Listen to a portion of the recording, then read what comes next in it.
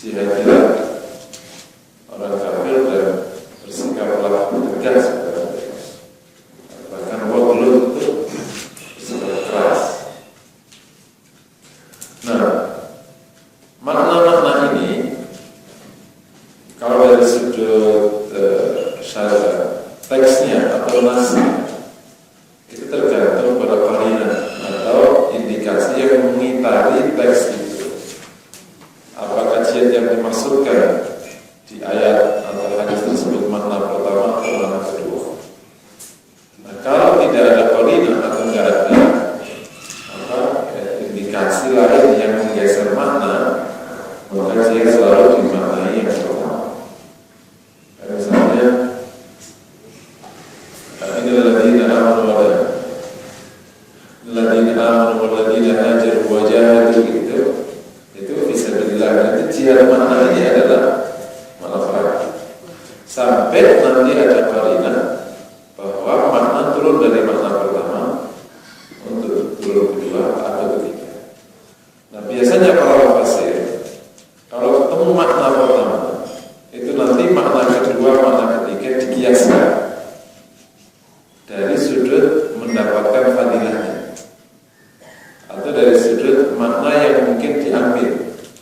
Misalnya sebagaimana juga teks-teks yang lain, alladzina amanu walladzina hajaru. Hijrah di situ hijrah mana? Hijrah fisik, yang dari Mekah ke Madinah, dari kota lain ke Madinah.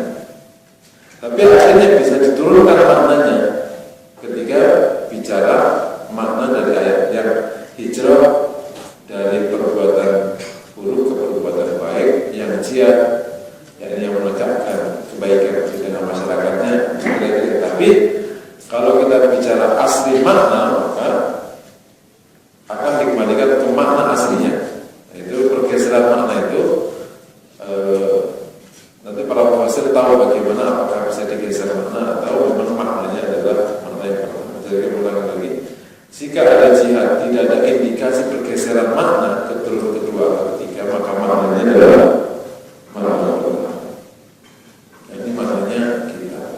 Saya sudah jelaskan tentang gimana jihad yang mulia ini kemudian tampak buruk atau menjadi hilang di dalam konstelasi peradaban bangsa sekarang.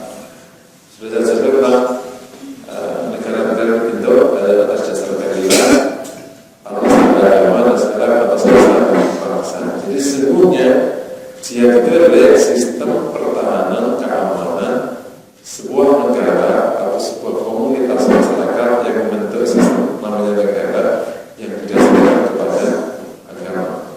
Jika seluruh pergerakan masyarakatnya, termasuk yang paling keras fisik itu karena pergerakan agama, mempertahankan agama atau menyiarkan agama.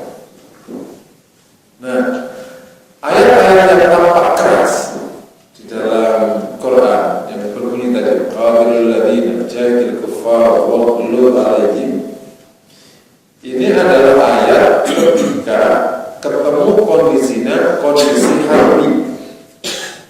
Ini langsung tambah materinya sekarang. Ayat yang pertama tadi, perangilah, bersikap keraslah, itu adalah ayat yang turun dalam kondisi di mana kaum muslimin berhadapan dengan kafir, kondisinya harbi. Makanya kan ada namanya kondisi harbi sama kondisi silmi atau wad harbi atau wad silmi. Kalau kondisi perang, maka sikap mukmin harus seperti itu. Contoh paling gampang, ketika kita benar-benar Belanda harus begitu. Masa orang Belanda baik-baik? Pak Belanda, ayo kita makan bersama. Itu bukan namanya baik, namanya bodoh. Perang ya perang. Saya dipahami insyaallah. Nah, kalau ayat istilah ayat harbi sama ayat silmi. Ayat harbi, maka memang situasi kaum muslimin dituntut untuk bersikap dalam kondisi perang. Dan namanya perang itu ya siasa, tegas, fisik. Hanya ada dua pilihan, dan itu militer selalu berlaku.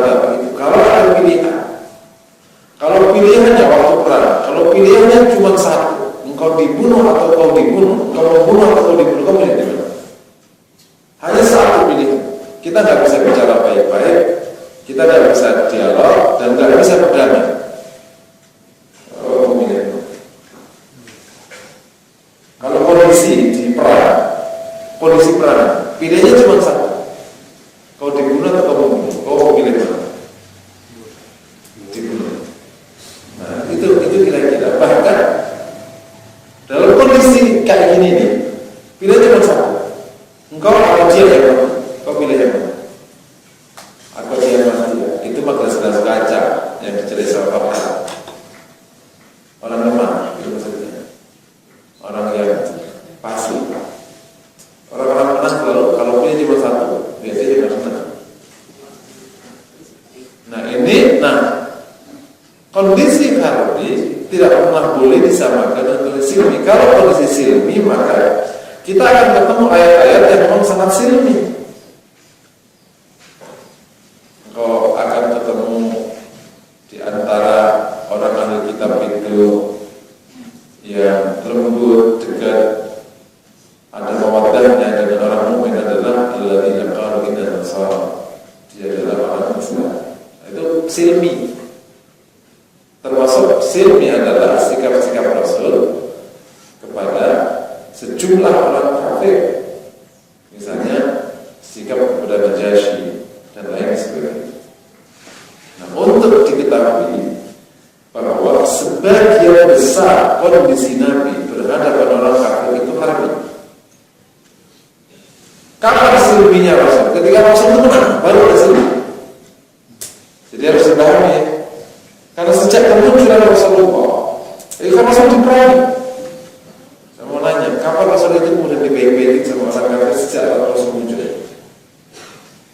Sejak awal muncul, diintimidasi, ditekan, diinjak kepalanya, sampai kemudian lahir perang Badar, perang Uhud, terus perang Khandaq berhenti, tapi juga terus sama Yahudi, terus kondisi menghargai. Dan kalau hikmahnya kita adalah bahwa kalau kamu mendapati sesuatu sesulit Rasulullah, bersikaplah seperti ayat-ayat. Tapi kalau ketemunya tidak seperti Rasulullah, baik-baikan, maka keluarlah bersikaplah seperti waktu silmi atau awal-awal ada ud'u ila sabili rabbika bil hikmah wal mau'izatil hasanah. Itu agak silmi. Makanya ketika ketemu kafir Rumah, para ulama namanya, atau kafir Dhimmi, Rasul dengan tegas mengambil perang. Nah, ini yang hilang dari kajian-kajian. Seakan-akan kondisi ayat jihad itu mendominasi seluruh muamalah dengan orang lain. Padahal di fikih itu dibahas jelas dibagi kondisi itu. Kalau kita belajar sirah, sebagiannya kan perang, betul ya? Bahkan kalau saya sebut sebagian besar itu perang. Terus gimana? Justru itu Rasul memang mengalami situasi sulit itu. Tapi Rasul juga punya angle-angle kehidupan yang silmi dengan orang kafir. Waktu pertama datang di Madinah itu silmi. Ada Yahudi ya? Karena ada perjanjian dengan Yahudi. Kapan hanya jadi harbi? Ketika Yahudi mau membunuh Rasul itu. Jadi kemudian saya katakan, sejak zaman awal Islam, kelakuan orang kafir gak pernah bisa dipercaya itu. Tapi kalau bisa dipercaya, ya baik. Makanya ada sekian lama sampai akhirnya seorang Yahudi mau menjatuhin batu besar kepada Rasulullah dulu. Itulah awal-awal yang mereka diusir. Udah baik-baikan janji, masing-masing juga hidup dengan keagamannya masing-masing kan. Yahudi menggunakan kitab Yahudinya karena keyakinan tidak bisa dipaksakan. Yang disamakan adalah gimana kita mata Madinah bareng. Ini yang kemudian menginspirasi lainnya tanah Indonesia sekarang. Sebenarnya gitu bisa disamakan, maksudnya inspirasi Pancasila dari Nifat Madinah. Makanya kita nyebutnya konsensus nasional. Pada waktu Pak Taufik bilang pilar kebangsaan. Nah, ini bukan pilar kebangsaan, ini konsensus nasional. Ini konsensus seluruh pendiri bangsa untuk membuat Pancasila 1945, dan itu inspirasinya dari kita ya, muslimin, dari minta kemudian. Makanya bunyi mirip-mirip. Ini konsensus. Kita terikat dengan kesepakatan ini. Bukan pilar kebangsaan. Pilarnya masing-masing agama. Jadi kalau orang muslim dasar agamanya, ya orang muslim dari kehidupan. Kalau orang muslim ya kan. Tapi di konsensus, diikat dengan kesepakatan, namanya Pancasila dan 1945 dan Bhinneka Tunggal Ika dan NKRI. Itu sudah bagus tuh, istilah konsensus. Kembali ya, jadi ada wad harbi, ada wad silmi. Kalau wad harbi, ya ayat harbi, makanya nanti kalau kamu lihat kok tegas sekali ya di beberapa ayat pas perang itu. Ya benar toh. Masa perang itu lembut di perang itu namanya lemah. Gak usah jauh-jauh kita bicara pas perang. Kalau kita ketemu militer sekarang aja militer sekarang yang nggak pernah perang militer sejak serangan umum itu sampai sekarang ini perang berapa orang aja? Paling perang ke tim zaman dulu sama ke Aceh zaman dulu. Setelah itu dari perang. Itu aja masih siap, ngapa-ngapain siap. Gimana? Gak ada. Iya Pak, menang. Kalau iya Pak, itu kan orang sipil. Bergak kira-kira. Militer senyum pun baru sekarang. Mana ada belum militer senyum? Kan bapak mertua saya kan Kopassus. Kalau beli itu masih pakai militer, gimana coba? Sekarang aja sudah. Beli Pak. Beli kok enggak? Ya kan kalau murah, mana yang berapa? Kalau beli di Senin dengan saya itu langsung dapat 50%. Kalau enggak dibeban itu sih dagang-dagang gitu. Kalau nawar ya semuanya. Militer aja militer ya nggak pernah aja begitu lah. Gimana ini kondisi perang kita jadi bayangkan gitu kira-kira. Jadi situasinya emang kayak gitu. Nah ketika akhirnya orang sekarang kehidupannya silmi, terus mengomentari kondisi harbi itu tertawain orang. Itu mirip gini. Di mata militer kita ini baik. Benar nggak kira-kira? Bapak silakan Bapak. Di mata militer baik nggak kita ya? Orang sipil kalau nyapa sama-sama, kena aja orang kangen sama kau, mana kita lebih amat sih. Di mata kita orang sipil, orang militer itu keras, padahal itu bukan. Itu kayak gini hidup itu.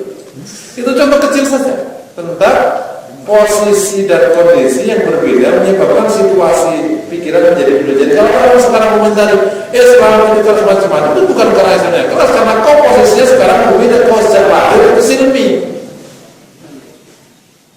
Kau damai sejak lahir. Kau tak pernah merasakan ditekan orang, dibunuh orang, diusir orang.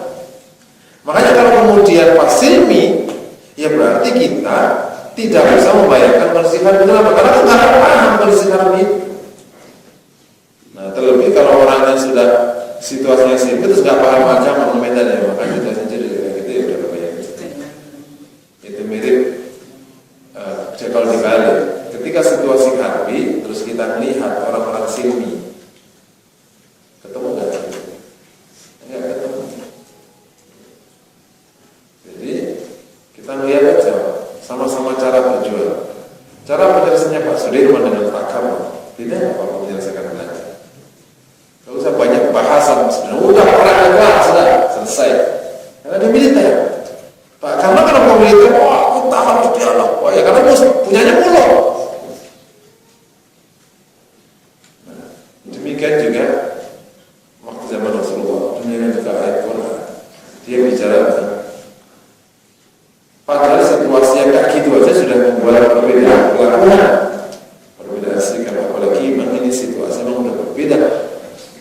Oke ya, jadi kalau ada tampak situasi di dalam ayat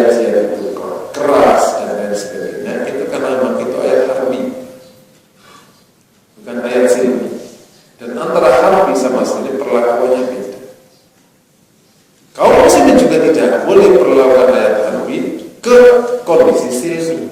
Kayak misalnya hadis, kalau engkau berjalan dengan orang kafir, maka pinggirlah sampai dia pinggir. Sekarang kau lakukan apa ya?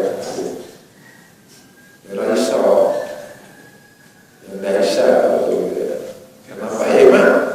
Gak cukup mudah melakukan itu, karena situasinya tidak begitu. Nah ini kemudian memang para ulama di konteks ini memang masih banyak pandangan. Apakah ayat-ayat seperti ini diperlakukannya kalau di kondisi harbi, atau itu adalah ayat atau hadis yang turun untuk semua keadaan, karena kan tidak dibatasi di hadisnya itu. Nah ini standar di dalam istidlal ahkam as-sunnah untuk mencari hukum dari teks-teks di Quran maupun Sunnah. Demikian juga misalnya bersikap keraslah kepada mereka. Itu gimana dari qul ila sabil rabbika bil hikmah wal mau'izatil hasanah wajadilhum billati hiya ahsan. Artinya ini kemudian perlakuan ayat, bukan perlakuan yakni implementasi dari masing-masing keadaan yang kita kaum muslimin harus dilihat keadaannya sehingga nanti dasar hukumnya itu yang berbeda. Nah, perbedaan dasar hukum itu perbedaan perlakuan. Ini unik. Sekali lagi, perbedaan mengambil dasar hukum itu akhirnya berbeda di dalam sikap dan perlakuan. Saya berikan contoh kecil sebelum baca ayatnya. Abu Bakar melihat orang yang tidak membayar zakat. Abu Bakar melihatnya dari dasar hukum disatukannya Quran.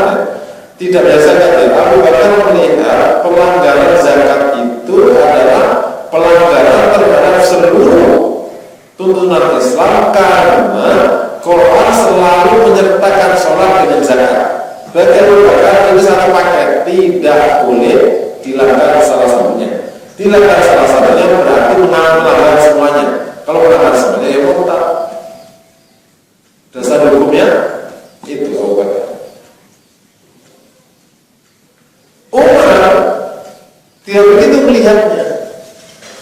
Tidak bayar zakat itu adalah satu pelanggaran yang tidak sampai menciderai agamanya. Karena apa? Karena hadis Rasulullah, umirtu an uqatila hatta asyhadu an la ilaha illallah. Saya diperintah untuk memerangi orang sampai dia menyatakan la ilaha illallah. Fa yaqulu asmini dima'u amru asmini dima'u. Kalau mereka mengatakannya, maka darah mereka dan harta mereka itu selamat dari saya, kata Rasulullah. Nah, dia sudah mengatakan la ilaha illallah, cuma nggak bayar zakat saja. Ya kan nggak bisa mengatakan la ilaha. Dasar hukum yang berbeda, beda perlakuan. Umar nggak bisa mengatakan, Abu Bakar pernah. Dan Abu Bakar ketika dinyatakan hadis itu, Abu Bakar kata Abu Bakar, saya akan perang orang yang dulu bayar zakat sama Rasul dan bayar zakat di masa saya. Umar mengatakan, bagaimana kau pernah mengatakan la ilaha illallah? Kata Abu Bakar, saya akan perang. Jadi Abu Bakar tidak menolak hadis itu. Itu kemudian di dalam penyidikan namanya pengambilan dasar hukum yang berbeda, beda implementasi, beda hukuman. Ini sebenarnya taktik pengambilan dasar hukum. Mau diterapkan pasal yang mana? Jadi kalau kita jangan, kalau ada penyidikan, maka kenapa kok bisa beda hukum? Kasusnya sama, ini korupsinya Angelina Sonda, ini korupsinya siapa? Korupsinya Timur Daya, korupsinya ini, kalau gitu. Kenapa kok ini 2,5, ini 4, Dan itu kalau diselidiki secara hukum itu ada bisa dong? Karena penyidik akan mengarahkan satu proses BAP yang nanti menepati dasar itu. Jadi karena dari awal aku mau dasar itu. Kalau dasar itu ketemunya 5 tahun, kalau dasar ini ketemunya 1 tahun, kalau dasar ini ketemunya 7 tahun, kalau dasar itu ketemunya seumur hidup. Tergantung nanti di BAP. Nah, itu dipakai hukum positif. Kalau di Islam tidak jadi kondisi ini dasar hukum apa yang mewakili ini? Nah sekarang kita ini dasar hukum apa yang menolong tindakan kita sekarang? Abu Bakar Basir ini perang. Waduh, pakai ayat perang terus dan mengatakan didiklat dari mengatakan ini perang. Cuma bukan perang militer. seperti perang. Jadi perang harbi yang dimaksud dalam fikih itu bukan bahasa diluaskan semua dimensi perang. Ulama-ulama ini silmi. Kalau perkara ada orang kafir kemudian menguatkan ekonomi dia, menciderai membuat opini buruk, itu zaman dulu juga udah kayak gitu. Cuman perang yang dimaksudkan di dalam konstelasi Islam itu ya perang itu lah, bukan perang non fisik, perang militer. Itu harbi itu militer. Kalau non harbi namanya silmi. Tapi kan orang-orang perang dengan cara ekonomi macam-macam dari zaman dulu juga udah kayak gitu. Jadi kalau non militer itu masih dianggap silmi, meskipun konstelasi perang sudah berbeda. Karena non militer maka menghadapinya juga harus menggunakan non militer. Namanya perang asimetri sekarang itu. Perang asimetri itu sekarang yang dipakai negara-negara besar, dan itu hasilnya jauh lebih baik dan bangsa yang diperangi itu lemah secara perlahan jadi lemah. Kalau kita di perang asimetri, berarti perangnya kita juga perang asimetri. Merangi Cina sana dengan asimetri, berubah agama mereka, dan mungkin Islam memiliki seluruh tool untuk menghadapi semua situasi. Lihat ya, jadi penggunaan ayat ini juga bisa mengakibatkan perbedaan perlakuan. Penggunaan adat ini terkait dengan dua hal. Yang pertama adalah kemampuan kita mendefinisikan keadaan yang kita hadapi, ini harbi atau silmi. Yang kedua adalah kapasitas kita atau kedalaman kita memahami ayat yang akan kita jadi dasar hukum. Itu nanti menghasilkan ketepatan kita bersikap sesuai dengan dasar hukum. Kejadiannya penggunaan jihad, pemanahan jihad itu bergeser kemana-mana karena dua hal. Pemahaman akan kondisi tidak begitu akurat, kedua pemahaman akan ayat tidak begitu tepat, sehingga hanya implementasinya jadi buruk. Itu hanya menginginkan terorisme. Terorisme itu sebenarnya dua hal. Adalah pendefinisian keadaan hari ini. Yang kedua adalah pemahaman masalah ayat-ayat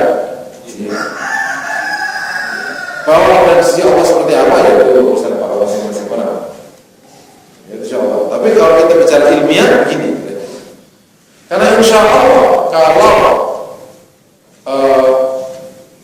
ketepatan memahami keadaan dan kedalaman memahami ayat itu bersamaan, maka insya Allah sikap dan implementasi pilihan jihad itu pas, dan itu insya Allah menyelesaikan dengan ijma.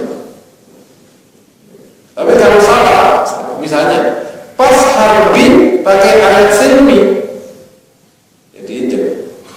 Contoh gampang. Pas harbi pakai ayat silmi, tidak bisa. Atau sebaliknya, jadi perkara. Nah, dua-duanya juga menjadi PR kaum muslimin. Dua-duanya. Yang pertama, kaum muslimin tentang pemahamannya akan agama juga masih berketinggalan. Orang yang bahkan sangat piawai pidato itu ternyata juga tidak semua tilawahnya unik kan? Unik. Dulu menjadi kisah kalau kita di pondok orang masih zaman 84 itu si Rio itu jadi pembincangan kita di pondok. Ya kan ada salah satu korban itu akan lari ke pondok saya, asal di tempat saya. Pernah ngajarin tafsir tapi pakai Quran langsung. Di pondok kan tidak terbiasa orang ngajar tafsir pakai Quran langsung, itu tidak terbiasa. Kiai paling tinggi sekalipun ya kalau ngajar tafsir dia pakai tafsir. Jadi heboh di pondok. Kenapa? Karena ya demikian pemahaman Quran sunnahnya memang tidak terbiasa dengan para santri. Karena memang tafsirnya tidak begitu. Kira-kira meskipun ya, ada benarnya juga, tapi itu kan kedalaman. Sehingga situasinya menjadi sangat berbeda kalau memahami teks. Yang kedua juga lebih, ini sudah jadi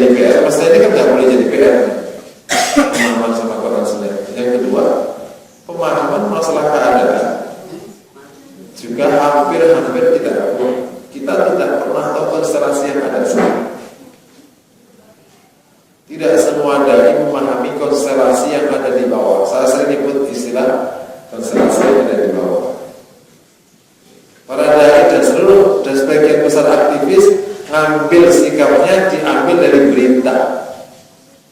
Hal yang terjadi bukan di berita. Berita itu kan hanya harus kecil di atas. Kita harus paham konstelasi yang paling bawah, arus yang bergerak ini apa. Kalau kita paham ini, kita insya Allah bersikap menjadi itu. Sekarang ini konstelasi siapa? Dan memahami ini butuh ilmu perangkat ilmu yang banyak sekali dan butuh relasi yang sangat baik sekali. Karena kalau enggak, ya hanya semangat aja. Tapi kan berubah keadaan, karena yang kita sikapi harus ke atas. Dan yang bergerak itu harus bawah. Dan terjadi harus atas ke sana, harus bawah ke sini. Kita jadi begini, tapi dapat bawah, ternyata di tempat ini. Karena kita nyucuk harus ke dan kita ini harus bawah. Harusnya bisa berbalik. Nah, kemarin kejadian, kalau sikap nggak tepat terhadap situasi di Papua, menang dia. Ya tapi untung loh. Di Papua itu kan sebenarnya arusnya ke sono, yang aslinya mau digiring ke sini. Semua panjangnya orang, sebagian di Bekasi sudah mulai takbir. Itu contoh kecil. Memahami situasi itu butuh. Nah, ini baru yang ditarik sikapnya seperti apa. Nah, memahami ini per hari ini memang nggak semua tokoh. Apalagi yang pergaulannya sangat terbatas. Ini yang menyulitkan keadaan. Karena memahami wajah dakwah atau maidan dakwah, kondisi dakwah itu, kalau kita bicara dakwah seperti ini gampang. Ini ibu-ibu sudah kesiangan lah kita tutup aja dari gampang kan, senang lucu, gampang memahaminya. Ibu-ibu sudah gelisah, kita tutup saja. Tapi kalau proses dakwah yang benar, kayak gini aja. Yang terjadi di negeri kita ini sebenarnya apa? Kan nggak boleh harus rumor-rumor, apalagi rumor di Facebook, ya itu jadi dasar hukum buat kita. Tergantung fan dan teman kita di Facebook, situasi yang provokatif, kita semangat ke cepat. Wala Imron, apa itu kasus Tanjung Priok, apa itu kan kerjaan harus balik-balik. Harusnya itu mau ke sini, ke situ, coba lumayan dapat ke. Sejak kasus 84 Priok itu kan kebenaran, tidak sampai ke 15 tahun. Kesalahan mengambil sikap. Itu contoh kecil. Dipikir itu memang situasi perang, diprovokasi. Orang izin masjid dengan itu membuat orang lapor kepada kaum muslimin telah mengancam kata komandan kan nggak pernah tahu lapangan, yang penting laporan dari anak buah kelas habis. Jadi kesalahan sikap di dakwah di pilihan Habib ini Pak, ini riskan sekali. Salah bisa 15 tahun menyelesaikan. Enggak main-main loh ya.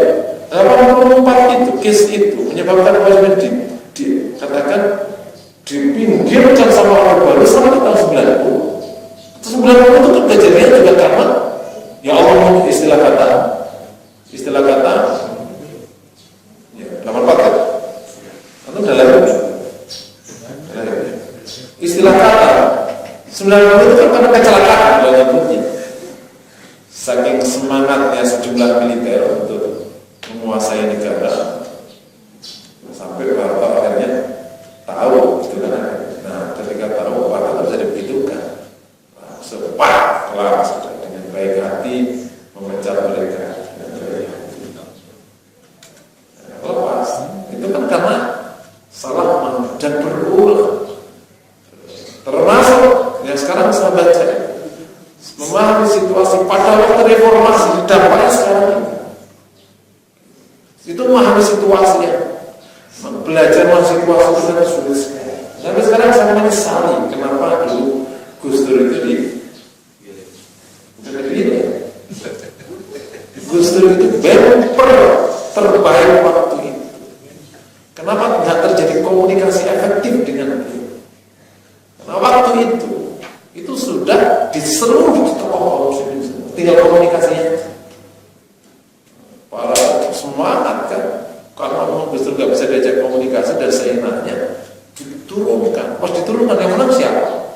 Loh, yang capek siapa? Dapat siapa? Baru nyadar setelah itu contoh kecil memahami situasi. Dan itu lukanya sampai sekarang 2014 itu luka masih diingat-ingat.